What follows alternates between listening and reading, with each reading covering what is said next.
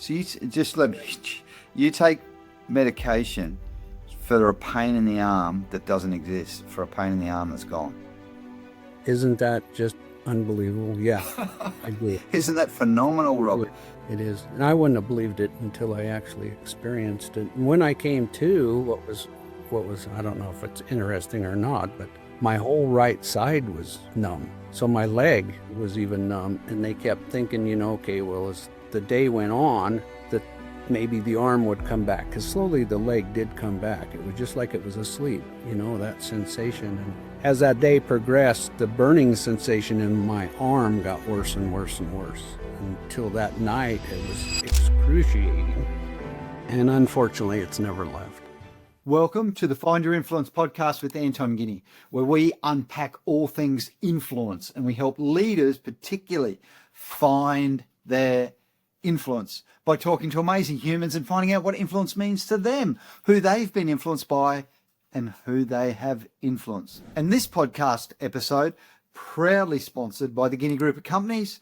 The Guinea Group helps leaders upgrade, upskill, uplift their teams and their influence. It's your 5th retirement party, just all around the business? Yeah, so they had one in Boise, they had one in Vernal and Afton, they had one in Mesquite, and then another one in Overton yesterday. So It's been quite the journey. Mate, congratulations. That's just come to the end of your working career. That must be a massive milestone in life, is it?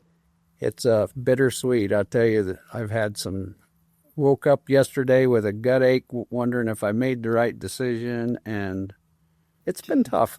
It's a little tougher than I thought it was going to be. Is that right? Well, I never would have thought. Yeah. I never would have thought. Once I made my mind up that that's what I wanted to do, is finally retire, and it felt really good then. But when it came right down to it, it's like, I'm gonna miss this more than I thought. Yeah, that's right. You're gonna miss all the humans. You're gonna miss the safety work you do. Miss telling your story.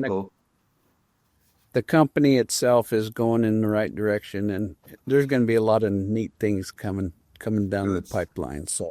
Well done, mate. But well done. It is what it is. Mate, well, I'm happy for you anyway. I reckon that would be Thank cool. You. Good on you. Thank you.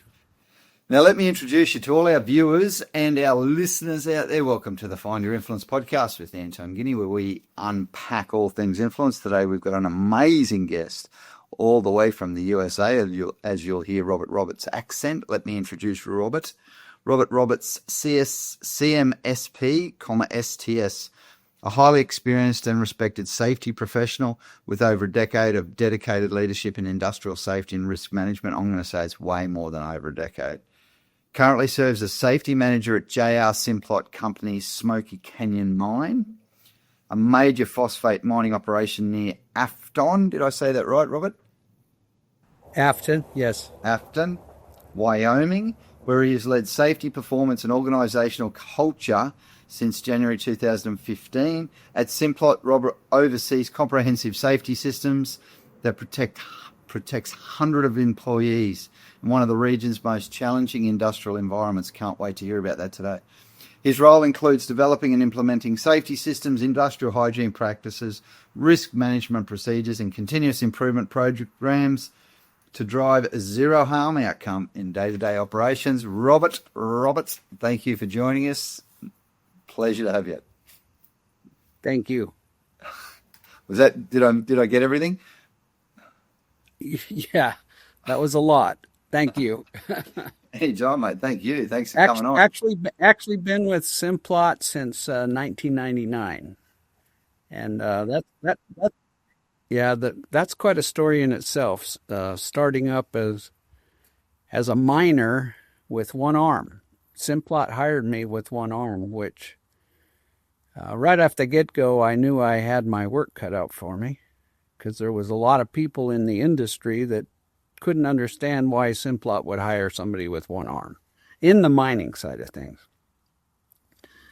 And I worked pretty tough there for the first few years to get the trust and the camaraderie with those folks that questioned whether I could make it or not. But Wow. and it- So you were not road. received well, Robert. So the folks that knew me knew that I could handle the job, but those folks that weren't sure who I was, it was a bit of a struggle. In fact, I had 2 or 3 people come right to me and say, "We can't believe Simplot would hire a one-armed guy in a mining setting."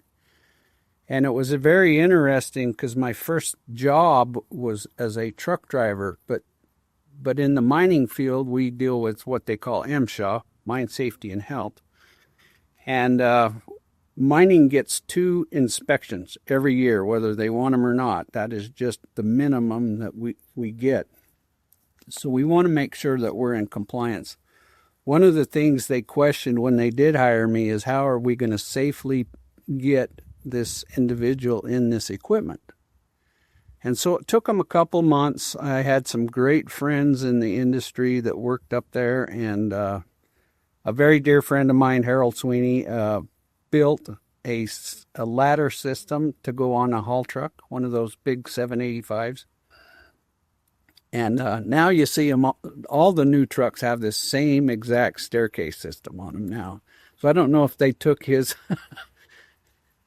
his example and run with it or what, but it's interesting. But so for the first 3 months until they could actually get that truck rigged, I worked in a wash bay washing those big trucks, and so holding on to a wand all day long with the one arm you couldn't even change and take a rest.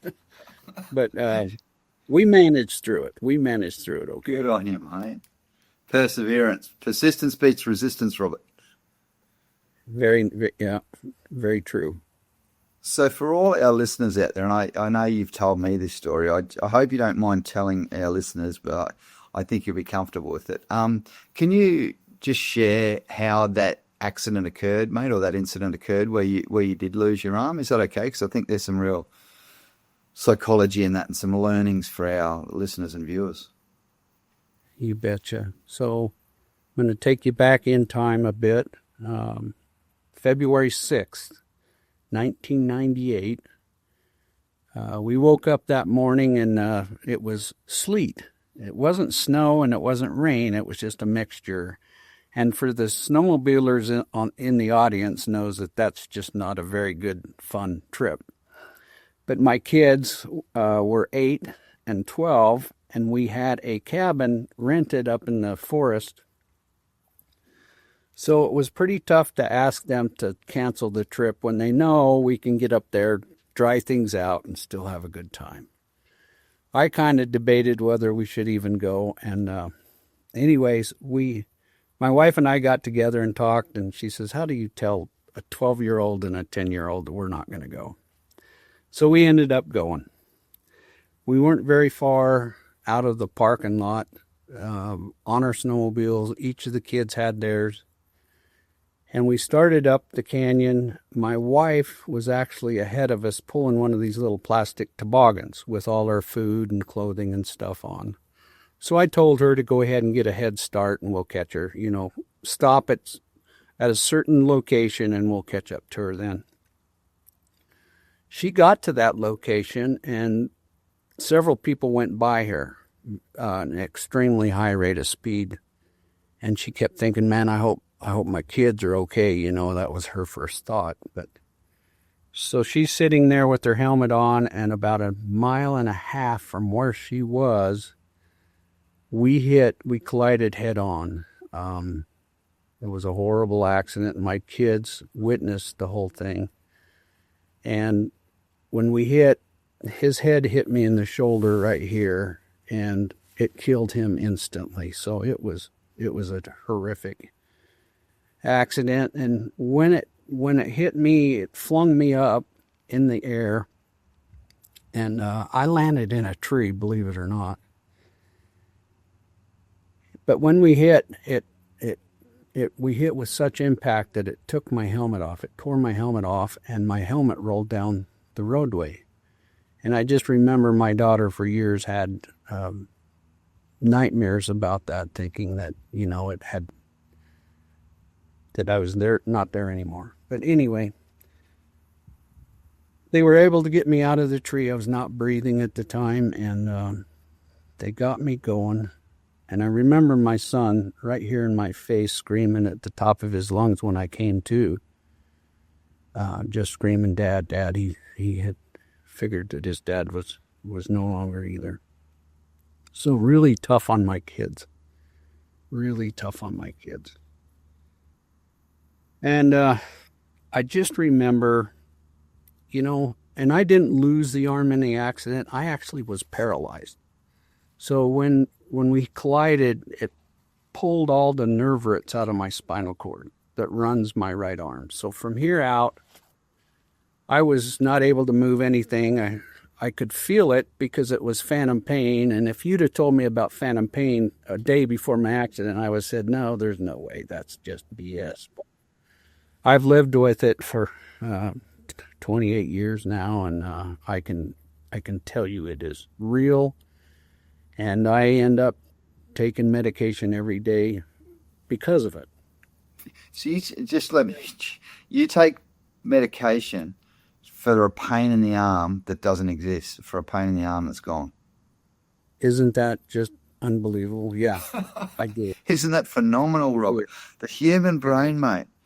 We work with the brain. I'm psychology trained, obviously, and I know that part of the brain where that goes to, and it's just mind-boggling. Mind-boggling. It is, and I wouldn't have believed it until I actually experienced it. And when I came to, what was I don't know if it's interesting or not, but my whole right side was numb.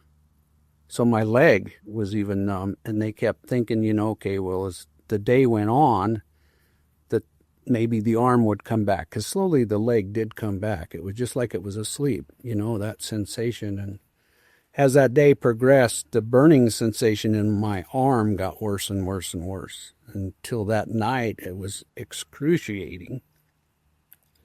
And unfortunately, it's never left. But, I remember for a year and a half, the struggle.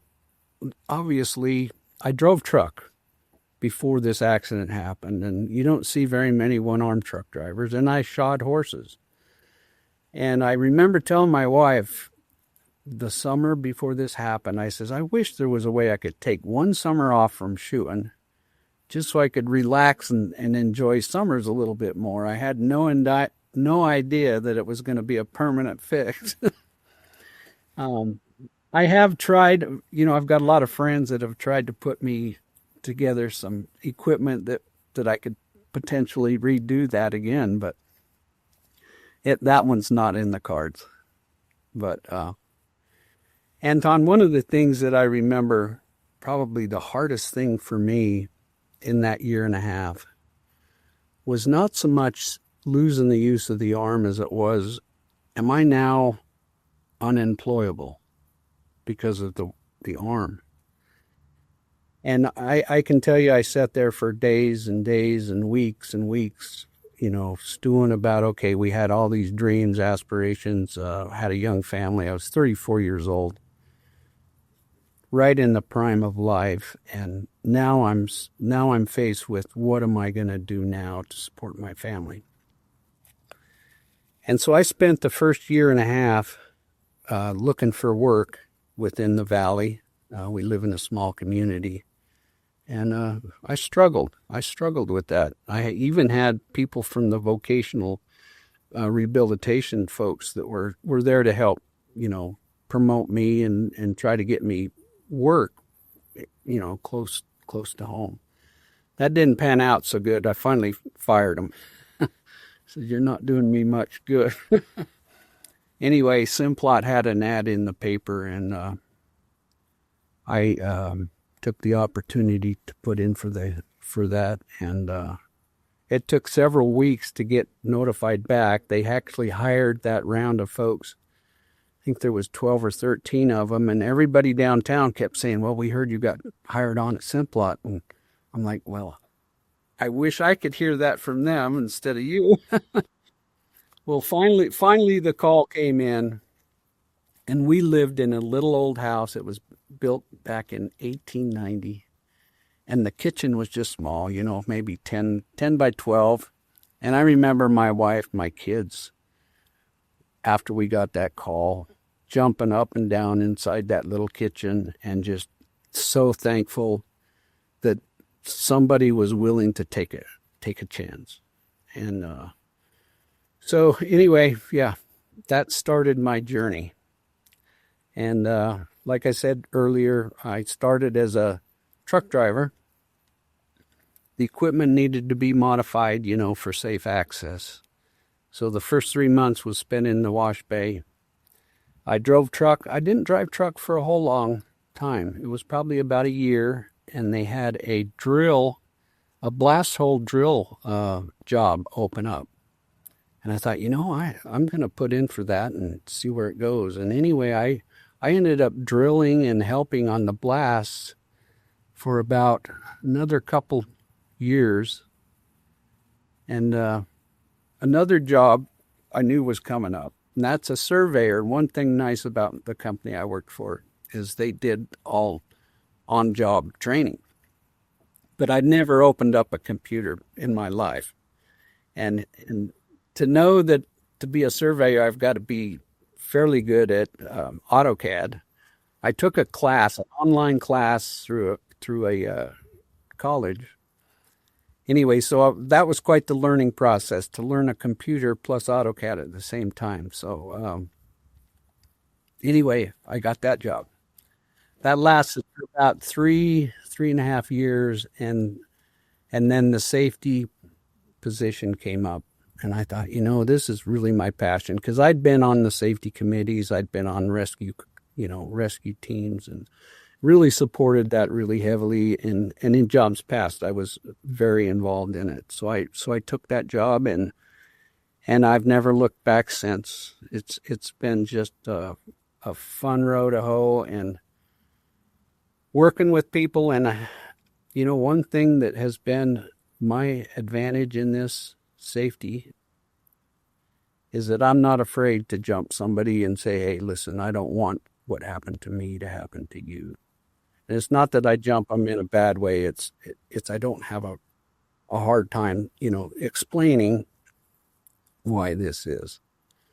And I think that's the biggest key that we have as safety professionals is to get everybody on board to, when they feel something, say something, or when they see something that doesn't look right, stop and take a minute. And if it's nothing but question what's going on and bringing up some maybe ideas, we don't have to be the policeman out there by any means. But, and on, and I did not know this until 18 years after my accident. I had a dear friend, and apparently he drove by my house the morning of February 6th, and he pulled me to the side, and this is honest to God, I was at his 105th birthday party in a little town called Thane, Wyoming. His name was Lloyd Baker. And he pulled me off to the side, and he said, Robert, I have to tell you a story. He says, that morning that you had your accident, he said, I drove by your house. And he said, I got going past it, and something so strong told me to turn around and come back and talk to you. And he says, I got a half a mile down, and he said, I started to turn around, and he says, no, they're busy. I'm just going to leave them and go home. For 18 years, that bothered him, because in his mind, if he'd have come back, talked with me, it would have changed the timeline of this whole thing. And I tell that story quite often, especially here lately, because that's one of the things I wanted to leave when I retired was, folks, don't let that happen, and you have to live with something like that. He died a couple of years later. He died at 107 years old. And to think that he'd lived with that for all those years just about puts tears in my eyes. So, pretty tough when I heard that story. And he wept the whole time he told it to me. So it bothered him a lot. Thank you for sharing. Thanks for sharing such a deep and personal story. That is extremely moving, extremely touching. To know that we could save a life anytime just with a gut feel. Yeah. And you know, when I started this early on, and I believe in it, whether you're religious or not, it's intuition, spirit, whatever you call it. But 90% of the investigations I've sat in with individuals, a lot of them have said something told me not to do that, or something told me something wasn't right, and they didn't act on it. Thank goodness nobody got seriously injured, but we need to all start being strong enough people to stand up when we see something that it's not right. Wow, be strong people. I love that. Thank you so much for sharing. So just very quickly, Robert, one thing our viewers might have thought about was you said you kept your arm after the incident, and I'm just going to take you back a little while now, but at some point you made the decision, and I think you've shared this with me previously, that to remove that arm just because of the pain? Well, we thought that the pain would subside a little bit, but what was happening is I would burn it, I'd freeze it, and I wouldn't even know about it. I'd be shaving or something, and dangling it in the sink for just a few seconds, and then 10 minutes later, I'm wondering where the blisters came from on my hand, and I still am an avid snowmobiler. There's people that say, "Well, that damn near killed you. What the hell?" But if you love it, if you love it that much, you'll figure out a way to do it.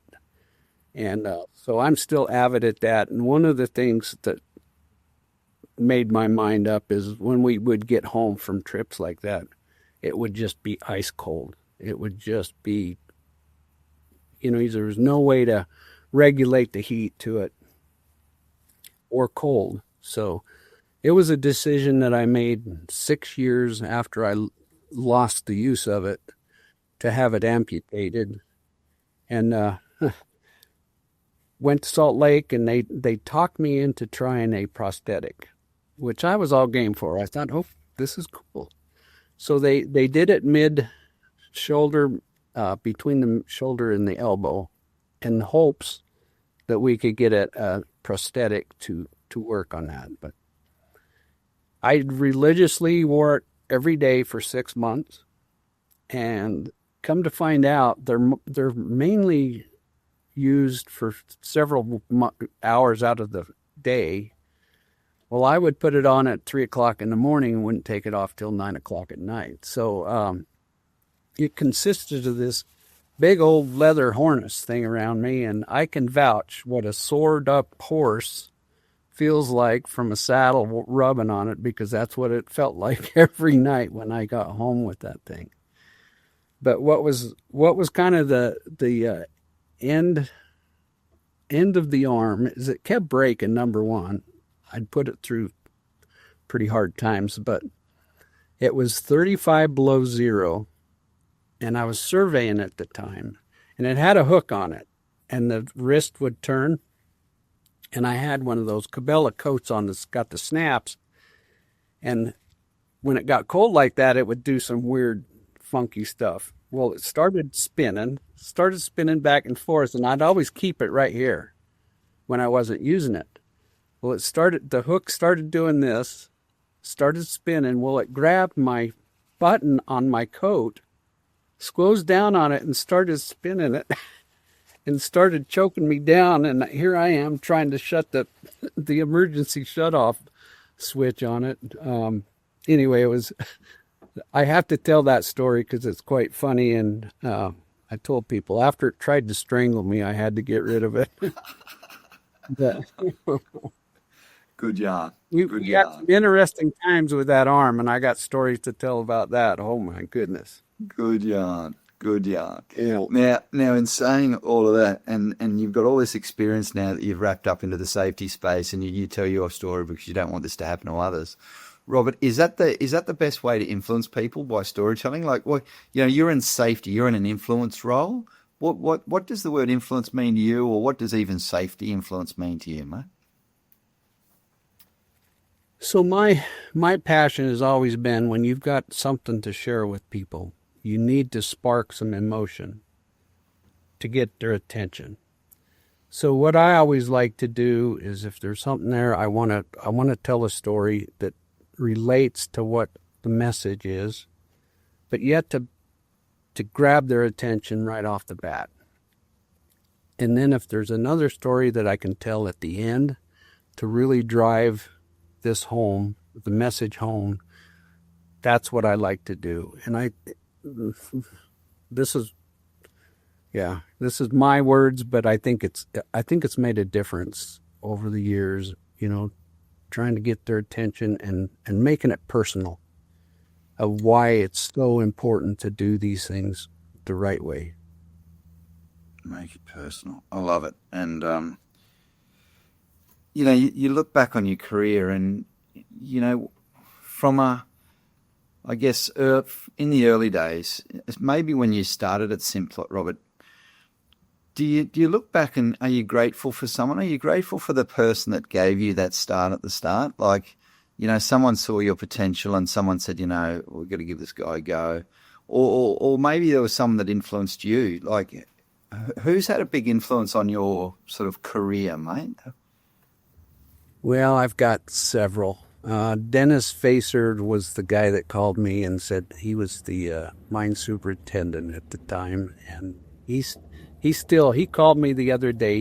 He's been retired for probably 10, 15 years, but he called to congratulate me, and he's probably one that influenced me. But the biggest influencer is a very dear friend of mine, and he was my boss twice. Once as a surveyor, and then he became the mine manager at some point in time. And he's not only one of my best friends, he's one of my biggest influencer. And you talk about a leader. The great thing, and I admire him in the fact that you know exactly where you stand with him, and I think that is a critical piece to being a good leader. And I wish I was better at it. I like to sugarcoat things a little bit, but that's one thing Chad never did. He always believed in making sure everybody knew where they stood. And if you needed to take a butt chewing, you're going to get it. But afterwards, it's done. There's no remorse. Yeah. And to me, that is a critical piece in any leadership role and that's what I admire him for. And then I've had my last boss in the company, Alicia Duke, was phenomenal. She most caring person in the world, and she really took me under her wing and taught me all this. And I owe my life to that company. At a certain point in time, I didn't know what I was going to do. So, and that was some of the scariest. Losing the arm wasn't the scariest thing in this life for me. It was not knowing what I was going to do for a career. So, and another thing to think about it, at 34 years old, you start all over again. You medical bills and everything. Yeah, it's been quite the story to tell. But and we made it. We made it to retirement. Now here you are retiring. now, just an off-topic point. How's your lovely wife gone through all of this, Robert? Has she, been the Rock of Gibraltar for you? Oh, by all means. She had it pretty tough. 3 months after this accident, we actually got served papers. We got sued for $1.5 million. So not just the accident. The accident alone was bad and horrible, but then to have to go through something like that shortly after, and it's just, it felt like there for a while it was one thing after another. So she has been my rock from day one, and she's still by my side. She still puts up with me. And now, how long have you been married, Robert? How long have you been together? 40 years. 40 years. Wow. Jeepers creepers. Congratulations, mate. Congratulations. Thank you. Thank you. Yeah, 41 this next month. Yeah, January. Wow. Congrats. Now, looking back on, maybe Simplot in your safety career, Robert, from an influence perspective, is there someone in your team that you're proud of? Like, have you been able to be that leader for other people that you sort of, that you had in Alicia and Chad? Like, are you proud of someone from a growth perspective? I am very proud of, in fact, I just came from their facility yesterday. I spent my last day at Overton down here in Overton, Nevada, and I started working with Mike, probably 7 years ago. And I kept telling him, we knew the safety job was going to come up, and I kept planting the seed, hey, Mike, you'd probably be really good at this job. You really got to think about it. And anyway, so I'd handled that for about a year. And when that job finally come in, he put in for it, and it's been fun to watch him grow and to change and get to that point where he's not a police officer, he's a friend, a colleague, and he goes out there and treats them as a friend. Because in reality, people don't care how much you know until they know how much you care. And that's been my philosophy forever. And teaching him that philosophy and watching him and how he handles people has been really fun. And I'm proud of him. Love that. Fun to watch him grow. Proud of him. Because what he's developed into is someone who cares for others. Yeah. That is the key. That is the key to any safety person, is they've got to know how much you truly care. Let me ask you this question, Robert. This is just a bit off topic on influence. Oh, maybe not.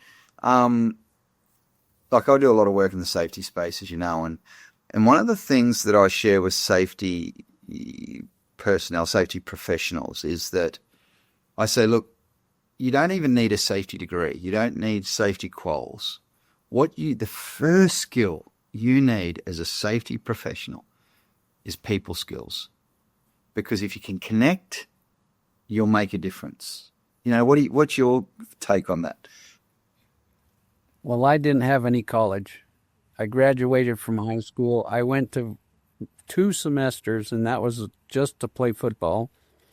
And so I had no safety background, but I had the passion and I had the desire to do it. And that is the key. Like you said, your personnel, how you present yourself to people is the key to being a good safety person. The rest of it can come. You can learn that. And one of the things I did when I first started is my boss sent me to school through OSHA. Now, OSHA and MSHA are a little different, but the thing it taught me is how to read regulations and have a better understanding and know that, because a lot of times early in my career,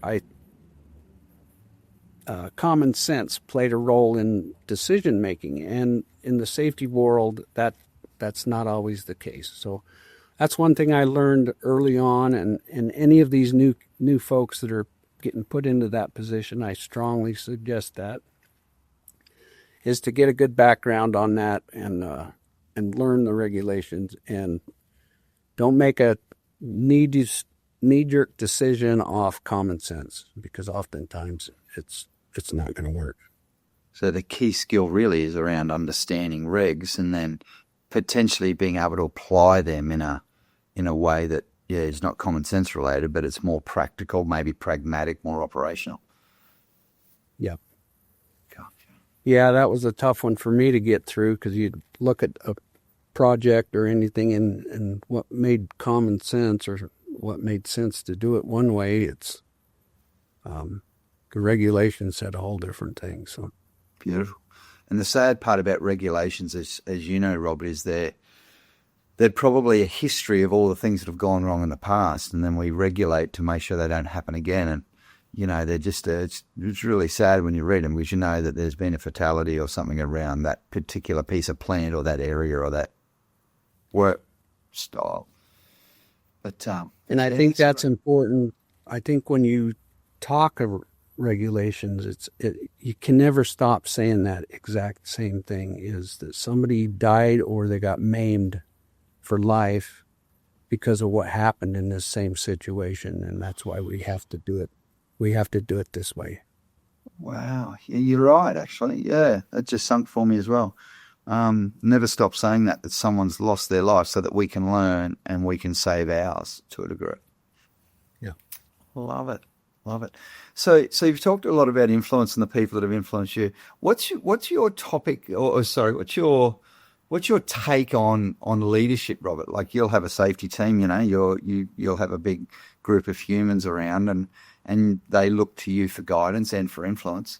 Yeah, have you got something that you lean into from a leadership perspective? So I love safety committees and utilizing them. I remember when I first started, we had a kind of a safety committee, but when I first started going to them, they just weren't getting anything done. It ended up being more of an argument and getting into the weeds where there was stuff we shouldn't even have gone. So one of the things I've really focused my leadership on is those committee members. And, there's a lot of places that will assign people to be on the committee. I never have believed in that. In fact, that was one of the first things I changed when I started, is I want people in there that are engaged and want to be there. I don't want them to be told that you need to sit on the safety committee for the next year. And then I've got some folks that have been in there for 20 years, and that's okay because they love it. And the biggest thing is trying to get them engaged in helping make decisions. There's nothing better than if you have an incident. It's one thing to do the RCA and sit down with a group of managers and talk through this, but to take those folks out that are in the grind, that do this stuff every day, and have them look at the same thing and give their ideas on, mitigation or avoidance of making sure that doesn't happen again. It gives them the buy-in. They feel like they've been a part of the decision-making, and it is huge. It is huge. I love that. What I always say about leadership, Robert, is that teams and people support what they create. They support what they create.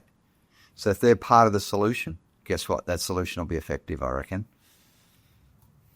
Well said. And then there's nobody better in the company to spread the word than coworkers that work, their peers. I mean, to have them go out, it's one thing I can stand up there until I'm blue in the face, but until you get folks like that in the workforce that's taking the time to talk through this, it's huge. Absolutely.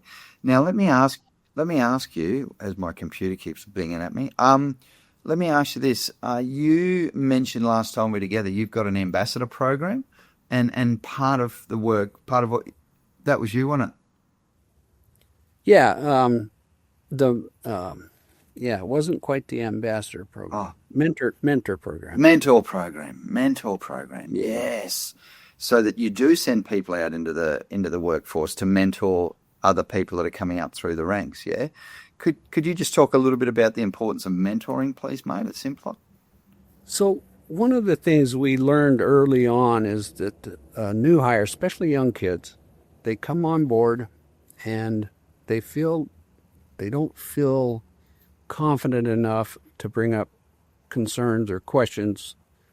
They in their mind, they're just going to do the best they can and not make a fuss. So what we did years ago is we started taking our seasoned operators that are engaged, people persons, and making them as their mentors. So if there's any question that comes up or any concerns, they have the opportunity to go to that mentor and talk to them. Have somebody that's in the company that can give them advice. And it doesn't have to be over the radio or anything else. It can be one-on-one or even a quick phone call if that's what it takes. So we were talking about mentors, Robert. Sorry, and the last thing that I heard was you take seasoned operators and you help them mentor these younger people who aren't game, really, who are fearful to maybe ask or to speak up or to challenge or to, to share that they've got a gut feeling like you talked about before. If you feel it, say it. Yeah.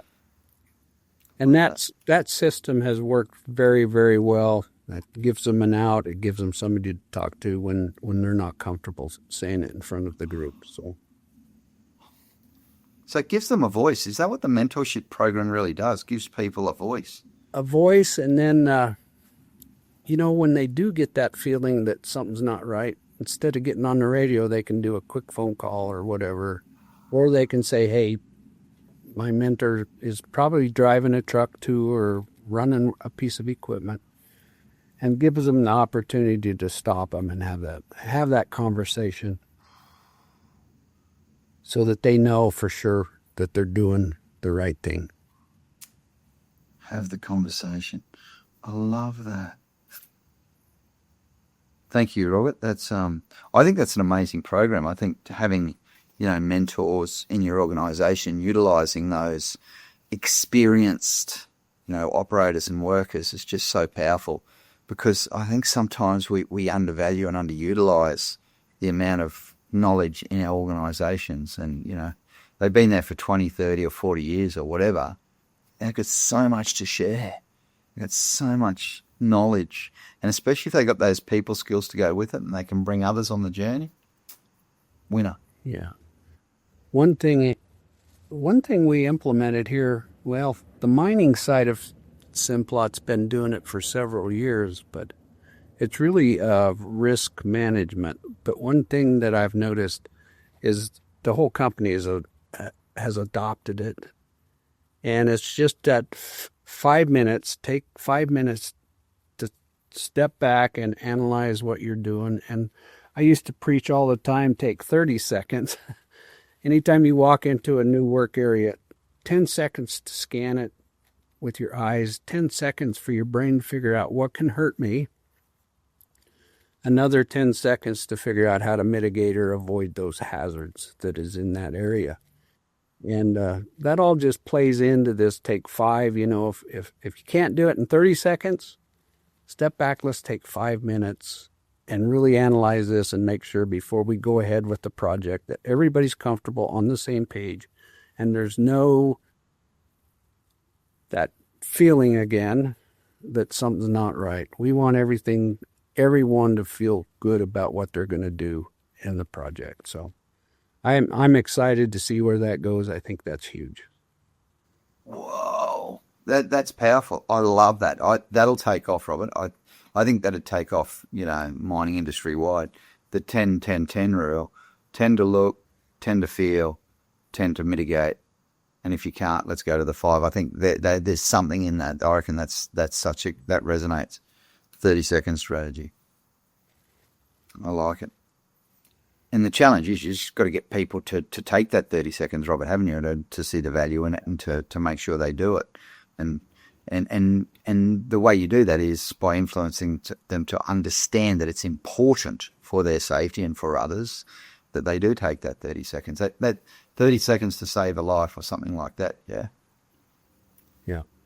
And they always got tired of me saying, look at downslope consequences. Always look at what could happen to me as well. And that downslope consequences, I like that. One of my best leaders ever, Robert, was a guy called Pat Fordyce, and I'll get Pat on the podcast one day. Pat used to say, Robert, what do you see? And I'd say, I just see a hole or I see a rope. He'd say, no. I see someone rolling an ankle. I see someone lying on the ground injured. I see someone making a phone call. I see an ambulance turning up. I see, this person in hospital. And this went on for minutes. And I'd say, shit, you see a lot. And he said, that is amazing. And it blew my mind how he thought about safety, this particular manager, and it's always stuck with me. What do you see? So I'm grateful for Pat for sharing that with me, because every time someone says the word consequences, I go straight to shit.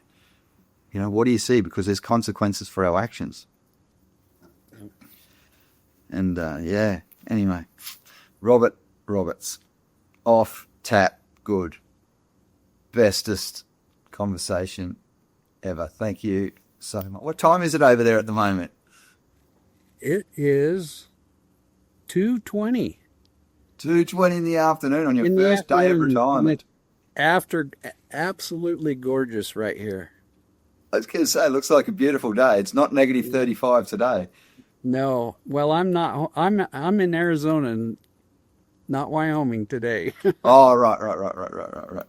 And so did you and your wife and kids do something special last night for your retirement? Did you do dinner or did you party? No, because we've had so many parties prior to that.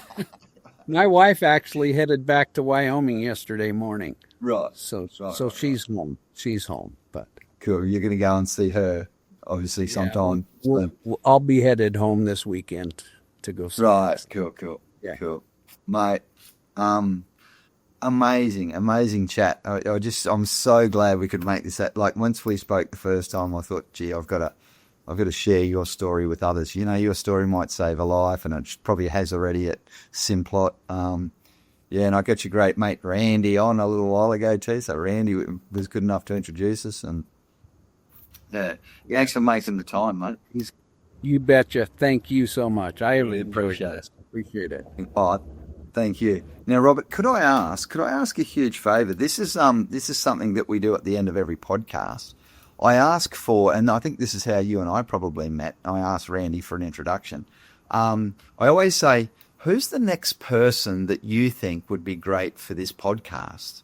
Do you know what I mean? Like, who could I talk to? And I'm actually thinking, if you're okay with it, would you mind introducing me to Alicia?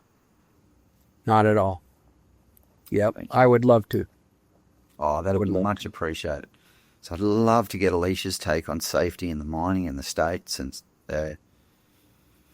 so that would be much appreciated if that's cool. She actually has oversight in Australia with our folks in Australia as well. So she's the director of safety for all of Simplot. So she would be globally. Yes, globally. Wow, that's a big role. Big role. Yeah. Yeah, you know, you carry a lot of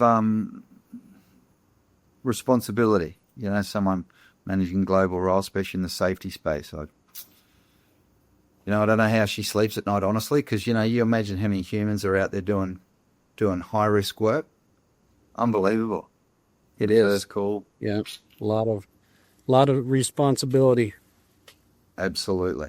No, so we'll send you through an email, mate. If you could make that intro, that'd be much appreciated, and I'll get that level of thinking as well around what's it take to run globally the safety programs on a global business scale. So yeah, that'd be really cool. Okay, mate, enjoy retirement. Woo! All right. Back to the farm, back to the.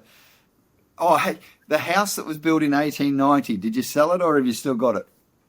No, we sold it, but it's our next door neighbor, so I get to drive by it every day when I go to my house. No way. So you moved next door, just to a bigger premises? Yeah. Well, it's good on you. I say next door, but it's probably a quarter of a mile away. But right. Yeah, that's our next door neighbors in Wyoming. I can nearly touch my neighbours through here. That's okay. Mate, you're amazing. Thank you so very much. Could you do me a huge favour? Yeah. I'm going to leave this, but it's only 16% uploaded. So I'm going to leave the session, Robert, and if you could you just leave the browser open? You don't have to do anything else. Just leave the session, but don't shut everything down. Is that all right? Just leave it open, and you'll see it upload. So Riverside just takes a little while to upload these great conversations. So okay. Will it tell me when it's done then? Yeah, you'll see it. Give it 15 minutes. Okay. It tells us, so it won't let us book a meeting 15 minutes from when we finish this, because it says it takes 15 minutes to upload this. So, Gotcha. yeah, that's the number we work on. Okay. Thanks, mate. You're a champion, mate. It was so cool. See you, Robert. Thank you. Bye, See mate. you later. Bye-bye. See you, mate. Thank you for listening or viewing our Find Your Influence podcast with Anton Guinea. Another great chat. Please be one of the 10% of people who follow and subscribe and like our videos so that you can get more of them and you can hear more of our amazing conversations, the conversations that I get to have and that I get to share.